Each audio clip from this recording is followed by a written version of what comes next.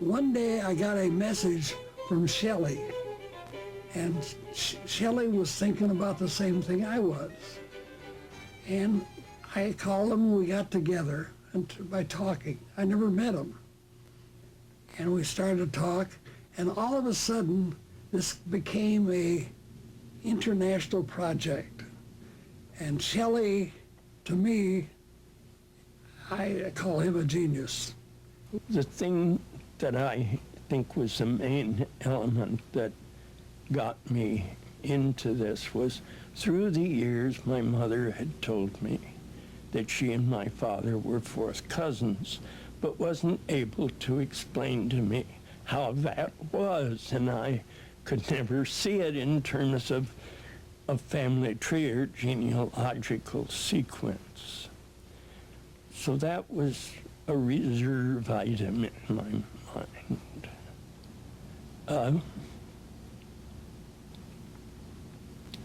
How? Why? Then I became interested in trying to find the answer. Then I mentioned my sister getting the Waxenberg U.S. phone list and pursuing that. Also, I began contacting genealogical societies in Nebraska. In New York, I began attending genealogical society meetings. I became aware of who the experienced archivists were, who was writing books about the Ukraine, and I could pick up on that and use these people's expertise to tease out some of the answers, and I did that. But I think a conscious basis for searching roots was my avidly watching the documentary Roots on television in America, which had to do with Black Americans. It made me wonder. There were so many questions I had never had answered about roots. And of course, the family genealogy is one of the ways I'm realizing that search. We're going to go in that room up there.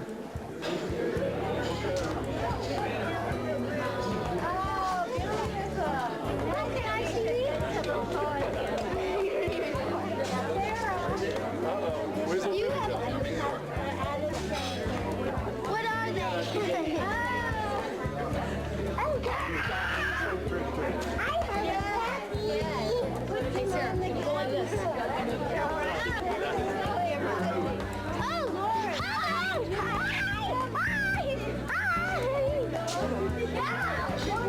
Очень приятно. Мы разговаривали.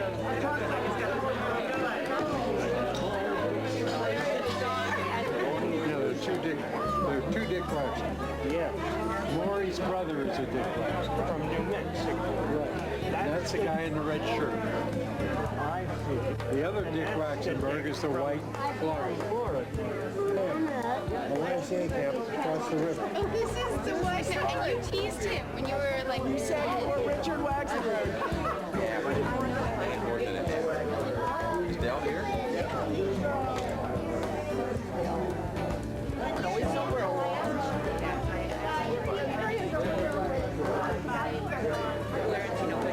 The letter M. He's the letter M. Okay. And our grandfather was A brother to theirs. okay. And there's a grandmother, too. Okay. So it's the other grandfather. Yes. And Shelley was my co-partner in the trail. He has the other grandmother. He and Jacob. Do you have somebody's mother here by any chance? Was this somebody's wedding day? No, that's my mother's name. And I don't know who this is. I'm hoping someone here can identify her. I'm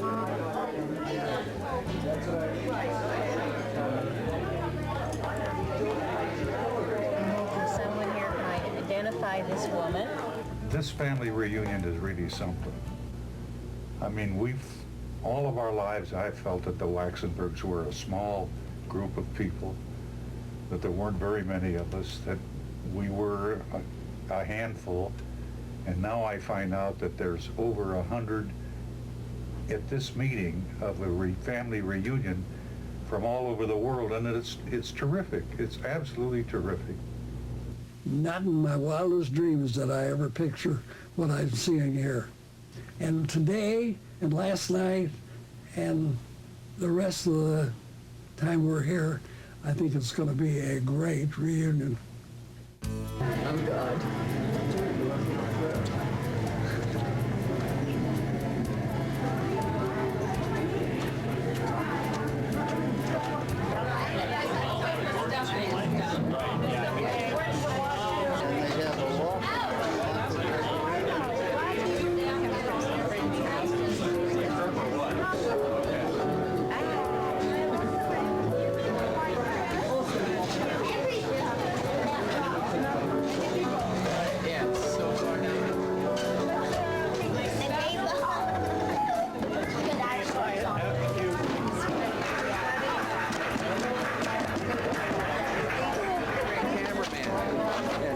That's a brother. That's Max.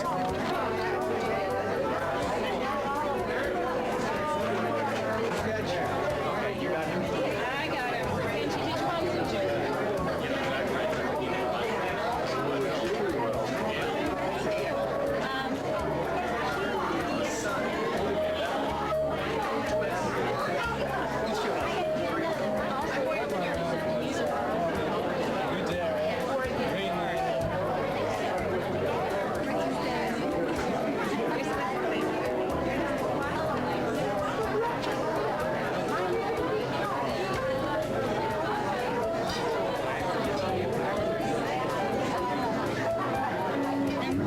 Oh, it's me too. Family, it's very, very nice. Congratulations. You're lucky. We counted the round. First cousins, welcome. Second cousins, third cousins, and fourth cousins. I think that's about as far as we can go. I know all of you have had a wonderful 2 days, and we got 2 more days coming up that are going to be just as exciting. My captain and I were just as thrilled as could be to see everybody here, and I'm going to turn you over to the captain of my ship. Shelley.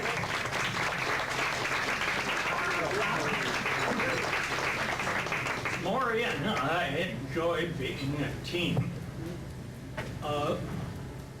We've done a lot together. We've enjoyed a lot together. The point of all this is to recognize every one of you and to ask all of us to applaud all of us.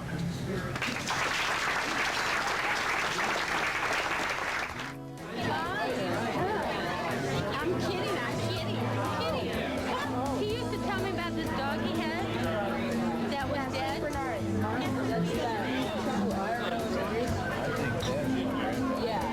You got that one up on our wall.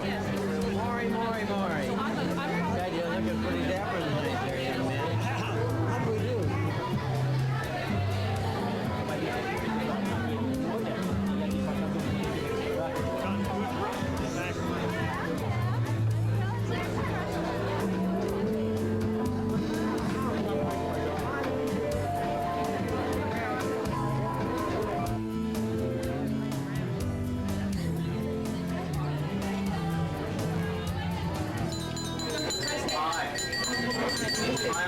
I'm your cousin Michael, and this is your other cousin Michael. Actually, I feel a little bit like Tigger after finding out he's not the only one. But I'm sure, like many of you, tonight I'm feeling that sometimes being unique isn't really as important as being connected. So it's a great feeling for all of us. Dad and Maury are a pretty tough act to follow, so I'll make this quick. Our family story has a lot of heroes. I want to thank you all for joining us here in Davenport to pay tribute to them and to share a little bit of your personal histories.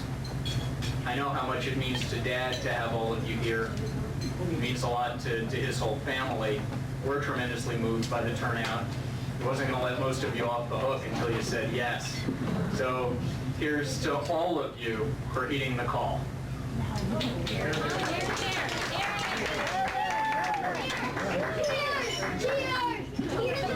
Let me follow up with a couple of remarks, if I may. Thank you, Michael Waxenberg. Let me follow up with just a couple of remarks. First of all, we cannot let the evening pass without paying tribute to those who have gone before and to those who have blazed the way for us to be here today. And one gentleman who's here with us and who himself previously thanked all of the people who helped him, I want, from all of us, to Sheldon. Thank you. Toda rabah. Spasiba. Dankeschön. Thank you.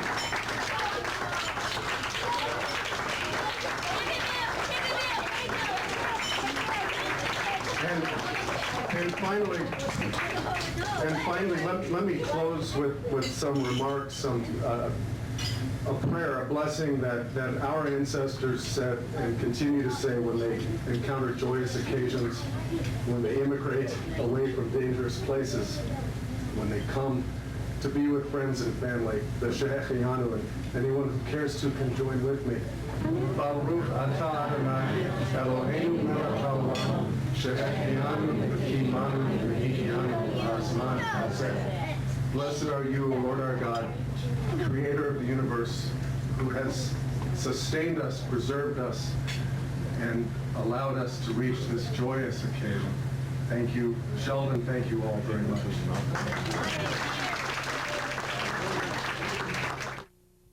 Your grandfathers, great-grandfathers, great-great-grandfathers walked around.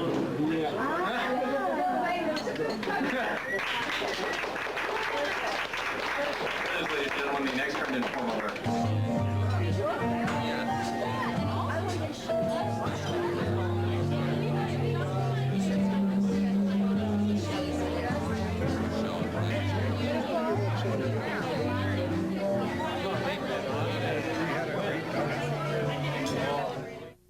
Well, after all the work Shelley's been doing, we couldn't let him down.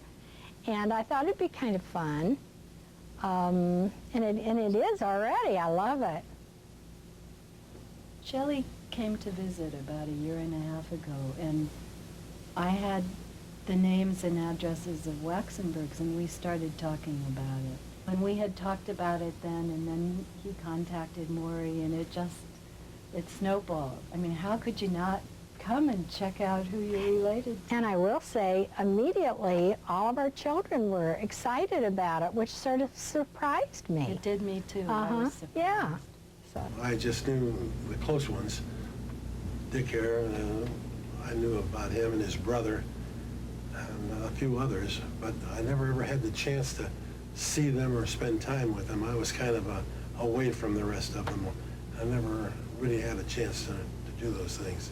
I was very close to several uncles, very close, and knew quite a few people of the family.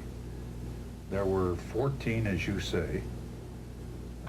Most of them lived in the Quad Cities, in the Davenport, Rock Island, Moline area, and I became very close to all of them that lived here. Some were never here, and those we didn't have time to worry about. The ones that were here, we enjoyed. Well, I was stationed for a while in Miami Beach, and then later on I was stationed in India, in China, and I was an officer. I met my wife in Calcutta, India, where I was stationed, and we got married after the war. My grandfather, on my mother's side, was the one that took me to be bar mitzvah. And I went through the entire ritual of being bar mitzvah. Then at the same time, I was confirmed at the temple with my father and mother, so that I had a taste of both. I was bar mitzvah, and you know, I have a fond memory of it, and my father basically saw to it that I was bar mitzvah, and it was a beautiful ceremony. He was the president of a synagogue where I was bar mitzvah. I was bar mitzvah on a Rosh Hashanah day. And people say, why on Rosh Hashanah day? And I said, I asked my dad. He says, well, you know, we're in Burlington, Iowa. It's a small town. We don't have many Jewish people. But on Rosh Hashanah, they come in from Fort Madison, Keokuk, Galesburg, Monmouth, and the temple, or the shul, you know, it was an Orthodox, will be full. So you'll have a lot of presents because there'll be a lot of people there. I remember that statement that my dad made. And sure enough, I did get a lot of presents. And I made a speech like everybody does. And everything went over good. And I thought, that's a great day to have a bar mitzvah. Did you ever know Ira? Ira was one of my dad's brothers. Ira calls me up and he says, when are you going home? I said, well, I'm going to hitchhike home tomorrow. He said, well, don't do it. I'll drive you home. And I thought, well, this is nice. And the next morning he took me and he bought me a beautiful silk shirt. And we got out to the highway near the desert and we bought a big bag of oranges. And he says, okay, we're on our way east. Well, about in the middle of the desert, all of a sudden, Ira jams the brakes on and he says, throw those goddamn oranges out or get out and walk. He says, what you're doing is sucking that orange and driving me crazy. So I got out of the car and I stood by the car and I figured, well, if he drives away, I says, okay, I'll see you later. But I stood there and pretty soon he says, well, get back in the car. So we got back in the car and this is what's funny. We get to a town in Kansas and in those days there was a little hotel above a store and we checked in there. And Ira says, would you go downstairs and get me a newspaper? And I said, sure, and he gave me some money to do it. And I go down and there was no newspaper. They said, a block away there's a train station. So I walked down there and there was a newsstand. So I bought a paper. Well, there was a little Coke stand there, see? So I sat there and I drank the Coke and read the paper. And it took me about a half hour. And I come back up to the room. And now Ira had a temper. And he says, where in the hell were you? What does it take to buy a newspaper? And then I got perturbed. And I took the newspaper. And as he's yelling at me, I've taken the newspaper and I'm tearing it up and tearing it up and tearing it up. And finally I throw the whole torn newspaper into a little container. I says, there's your newspaper. And then he cooled down. Well, the next day we go to Wichita, Kansas. And he says, we're going to stop here because Doc Siegel and George Waxenberg and Milo Siegel, they're here and they're in the oil business. So why don't we'll go there and maybe I'll stay with the guys and we'll send you back to Burlington on a train. So they had a newspaper laying on the bed. It says, Davis Oil Company expects to strike oil. That was their oil company. The only oil that was in that ground was what dripped out of their cars. And the next day, they drove me down to the railroad station. I says, I'll get a ride. No. So they put me on a train, gave me $5, and they all stood there until the train pulled out. And they knew I wasn't going to get off to hitchhike. And they kept waving as train was leaving. And that's how I got back home.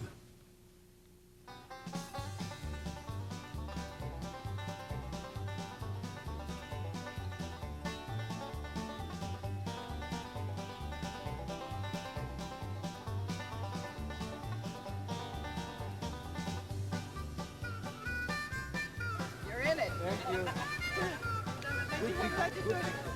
Yeah, I do. Hi, everybody. Hi, Robert. Nice to see you.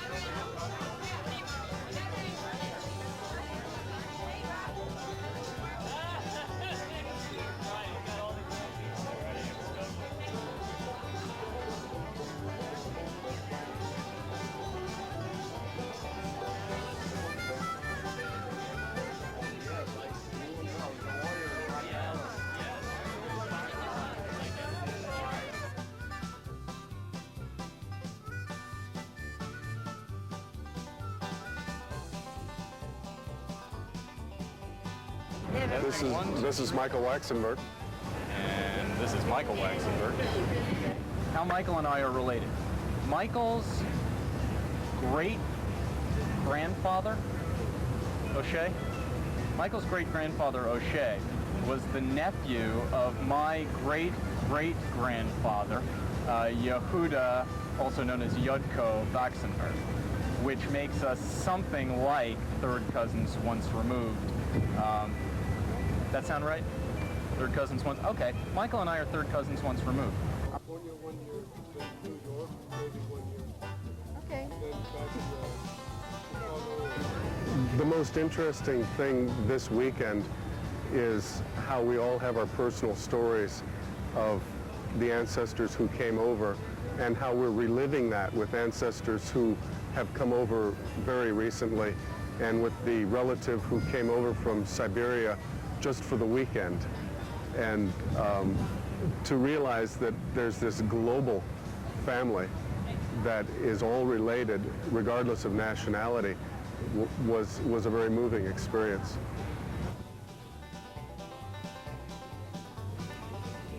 I found out that I have more family than I have thought, and it's great. It's great to know that. It's great to meet new people, that you have connection with them.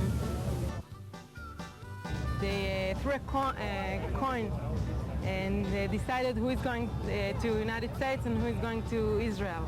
And his father went to Israel, but he's not sorry for that.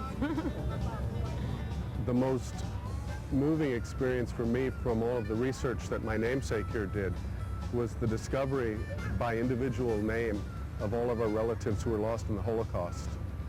And to realize that we've always memorialized the Holocaust and it's become almost a cultural icon of Judaism, but to personalize it, that these were my ancestors, these were my cousins, these were my family who died there was very moving to me.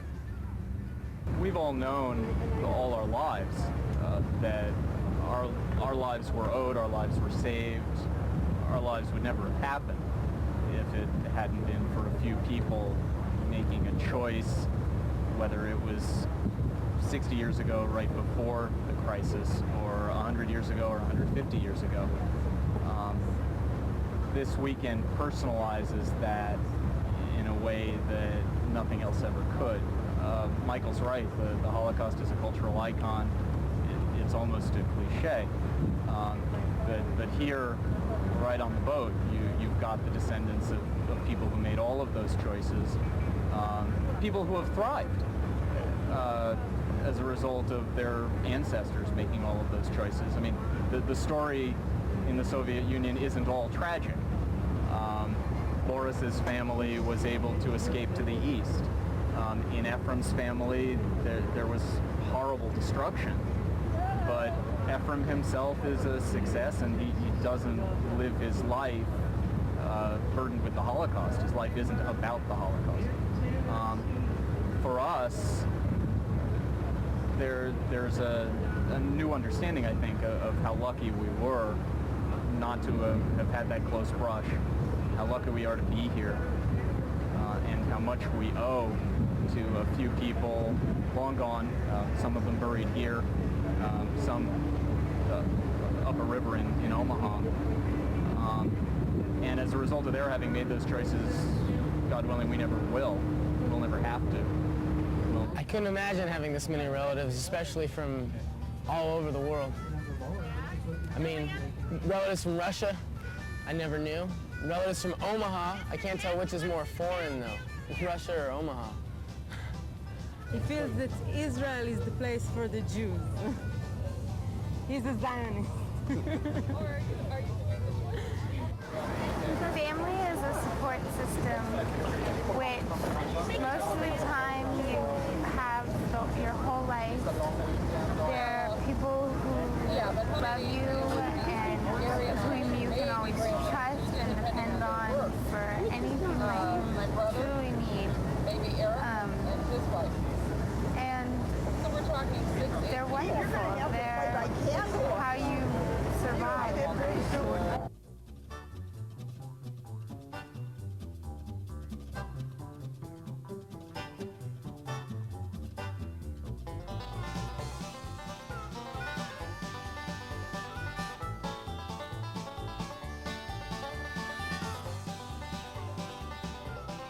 Family is the ultimate love, because a family is togetherness, but it's an individual in togetherness. Like it's a perfect balance. The greatest part of this whole experience for me actually was getting to play with my dad. And we didn't play catch a lot when I was growing up, so putting together the family tree was my field of dreams experience. Luckily I got to do it while he's still alive. So anybody out there's watching, like, play with your dad.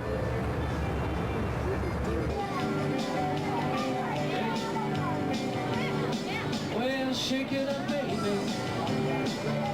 Twist and shout.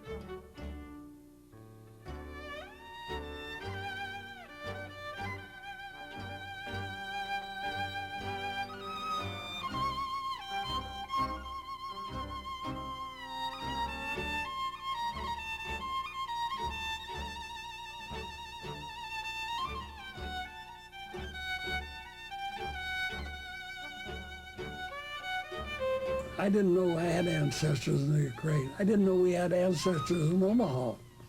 When you're growing up, you're a teenager, and I was interested in girls and dancing. I knew that my father was an immigrant, but not because he told me explicitly. Maybe my mother did. But I had a distinct feeling that I was an outsider. Nebraska at that time hadn't been in the Union very long, so it was new, and we were new. Well, my father used to tell me about Russia, where he was born, and some of his brothers. And my mother came from Sweden, so I had a little of everything there. And as a teenager, I was only interested in what I was going to do to make a living. Because in those days, your parents didn't have much. And my parents didn't have much, and my grandparents didn't have much on the grandparents on my mother's side.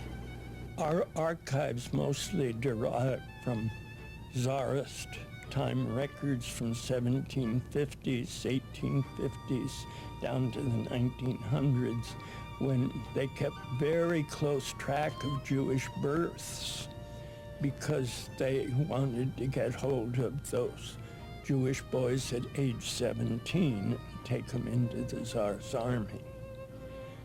Tales I've heard, very few of them ever came home.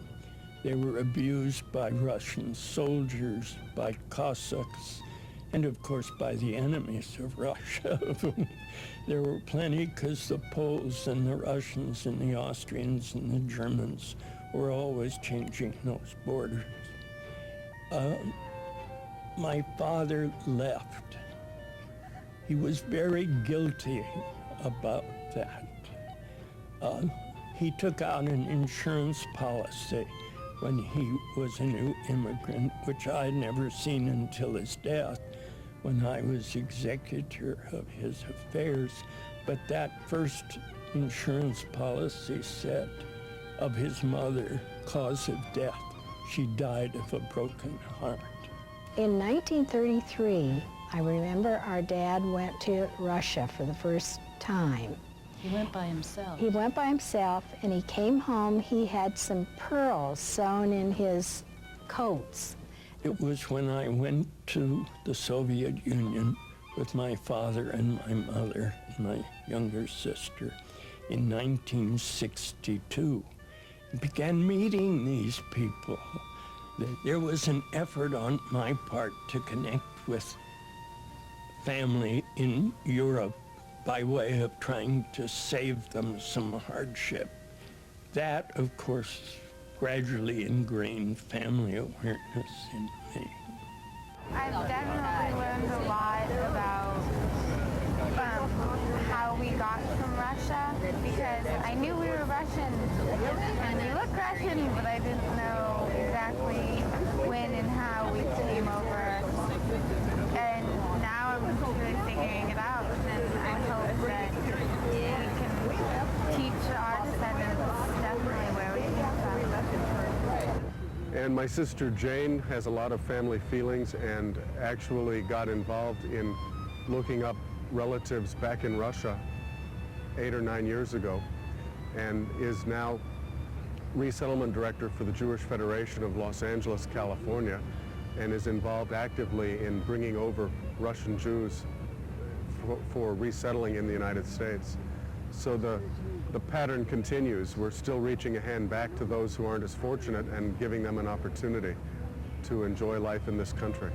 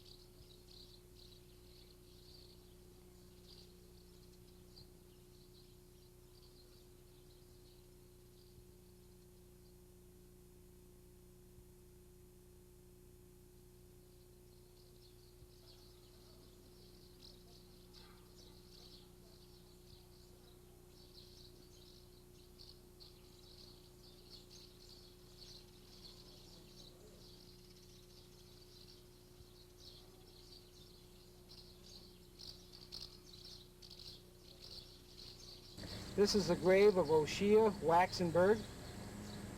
Died March 26, 1916, aged 66 years and 6 months. The father of 4 children by the first wife, 10 by the second wife, Edith. Died in Rock Island, went by the name of Joseph there. I've been told also his name was Joshua, so we got several different stories of his name. Born in Russia. Lived in Rock Island at 1211 19th Street when he passed away in the year 1916. His daughter Miriam, listed in the city directory at that time, boarded with him. So, and then his wife Edith down there died in September of 1916, so about 6 months later he died, or she died. He was a fruit peddler in Russia, and I believe he was in the lumber business in the United States. His name appears in a census in the 1910 Omaha directory. So, and he brought people over and so on, so that's him. 14 children, as far as we know, probably about 40 grandchildren, upwards of 100 great-grandchildren. Goodness. Who knows how many from there.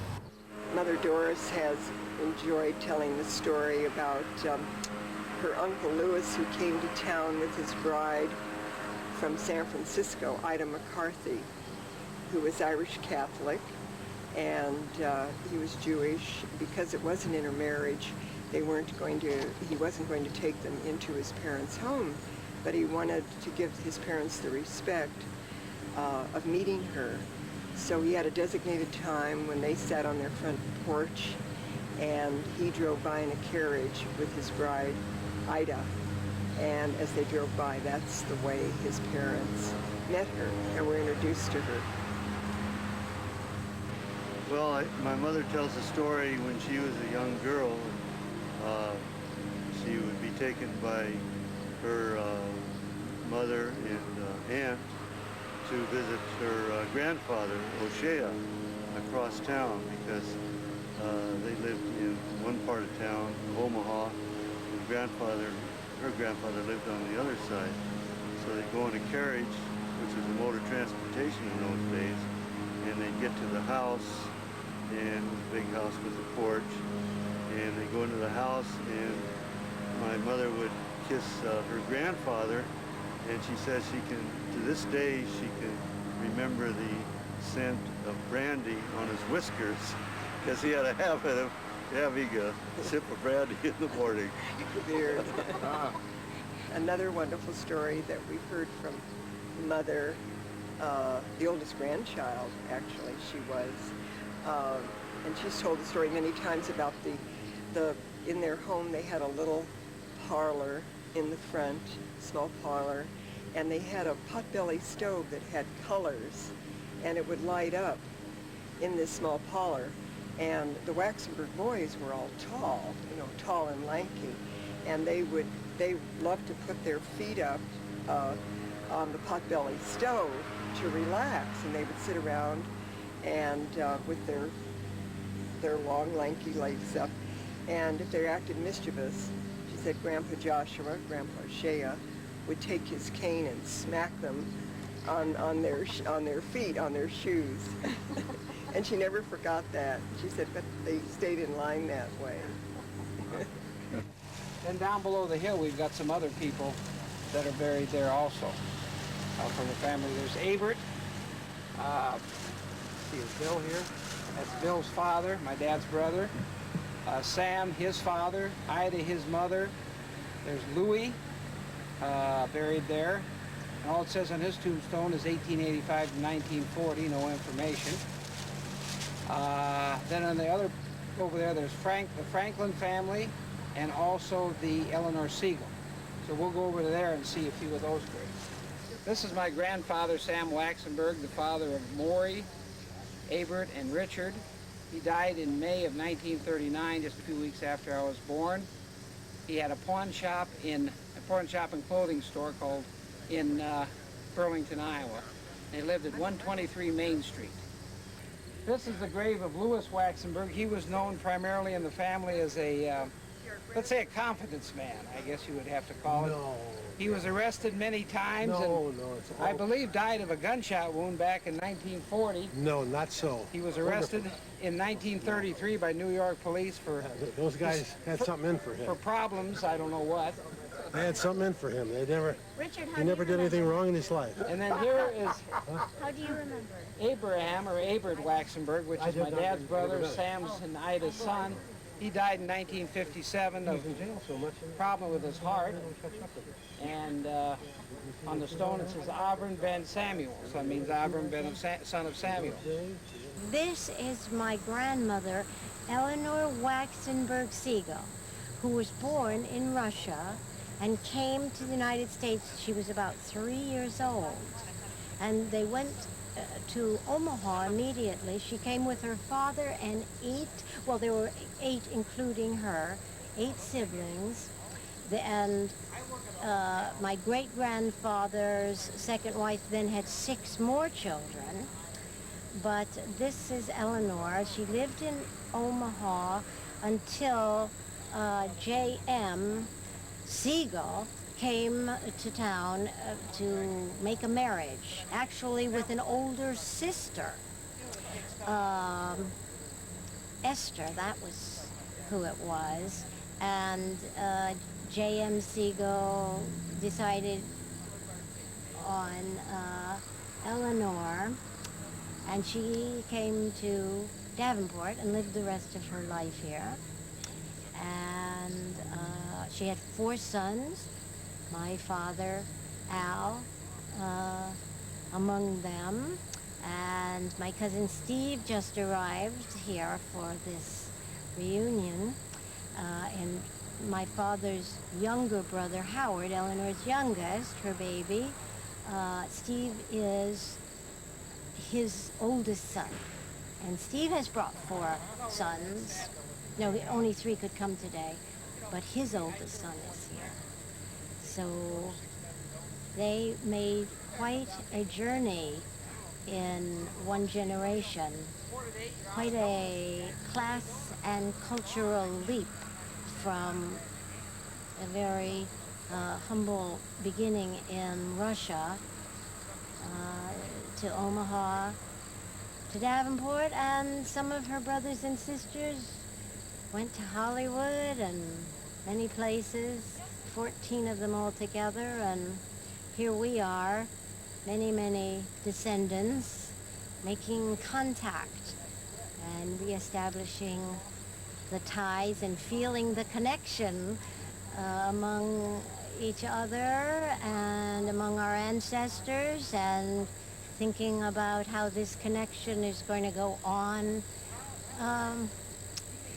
to the others who are young now, and maybe in 50 years they'll be coming here, tracing many, many, many ancestors. But anyway, the continuum is very moving to all of us, and it's great to pay your respects and make these connections. Yes? What I'm thinking of is, I'm 87 and there's a lot of older people here. Now, a family reunion should be about every 7-8 years. In 7-8 years, who knows where we'll be. I'll be 90-some. And, but the kids, those kids we're seeing out there now, this family reunion is for these kids. This is not a family reunion for us.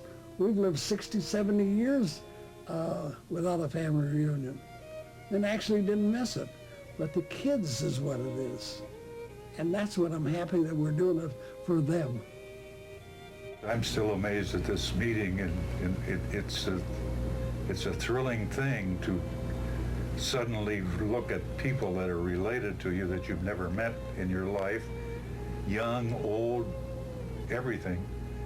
And I think next to his older brother, I'm the oldest man of the group. So I've got a lot to be thankful for. In terms of my recompense, my reward for the genealogy and arranging this meeting with the help of many other people is the personal satisfaction, which is greatly enhanced by the fact that all of you express your gratitude to me. So yes, it's a personal satisfaction, and it's also hearing from all of you that it pleases you, it satisfies a need in you, and it's a source of happiness for you, and that makes me happy.